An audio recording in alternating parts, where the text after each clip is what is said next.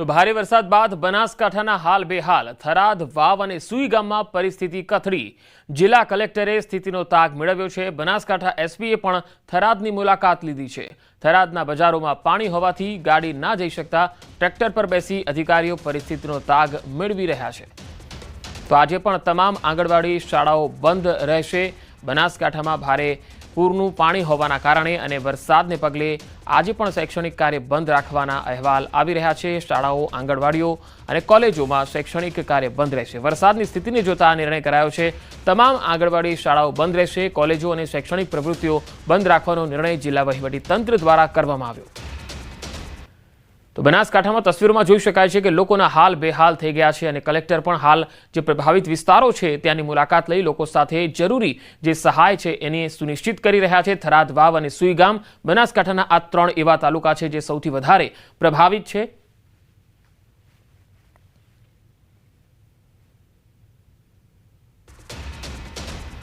તો વરસાદે બનાસકાંઠા જિલ્લામાં તારાજી સર્જી છે। બનાસકાંઠાના અનેક ગામો પાણીમાં ગરકાવ થયા છે। શંકર ચૌધરીએ આ પ્રભાવિત ગામોની મુલાકાત લીધી છે। તાત્કાલિક લોકોને મદદ માટે સૂચના પણ આપી છે।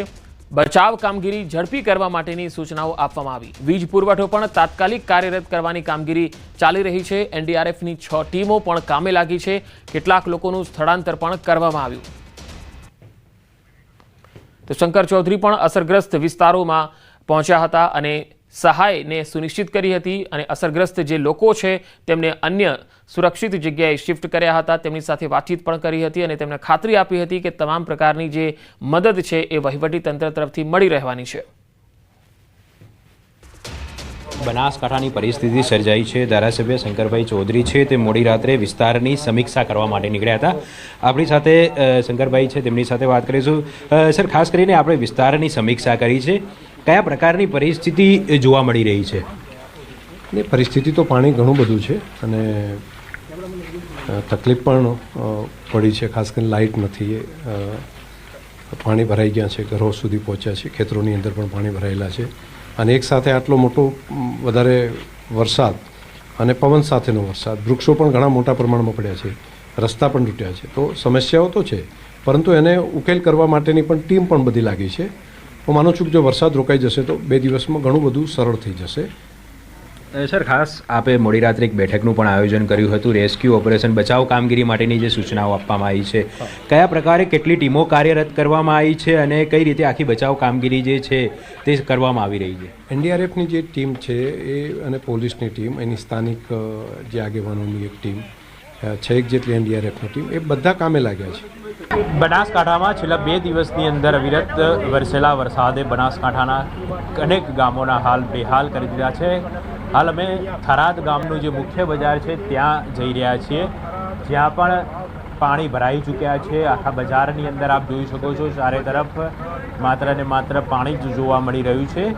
જો કે જે અહીંના ધારાસભ્ય છે શંકરભાઈ ચૌધરી, તેમના દ્વારા તાત્કાલિક વહીવટી તંત્રના અધિકારીઓ અને પોલીસના અધિકારીઓ સાથે એક બેઠકનું આયોજન કરવામાં આવ્યું હતું અને ત્યારબાદ પોતે મોડી રાત્રે એટલે કે લગભગ 10 વાગ્યાના આસપાસનો આ સમય છે ત્યારે પોતે અહીં વિસ્તારમાં નીકળ્યા હતા।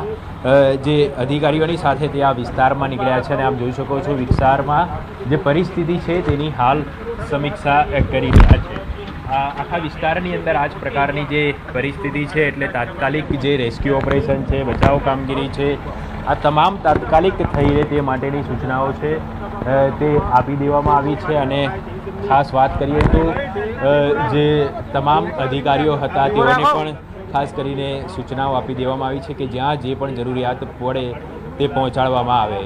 કેમેરામેન પ્રકાશ દેસાઈ સાથે ઋત્વિજ સોની, news 18 Gujarati, Banaskantha.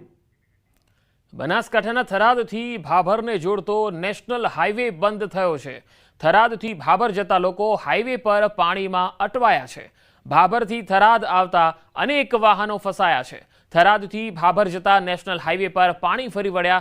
National highway પાણીમાં ગરકાવ થવાના કારણે હવે અહીંયા અવરજવર બંધ થઈ ગઈ છે। 4 થી 5 કિલોમીટરનો જે આ હાઈવે છે બંધ થઈ ગયો છે, જેના કારણે અનેક ગામો જે છે એ હવે સંપર્ક વિહોણા થઈ રહ્યા છે।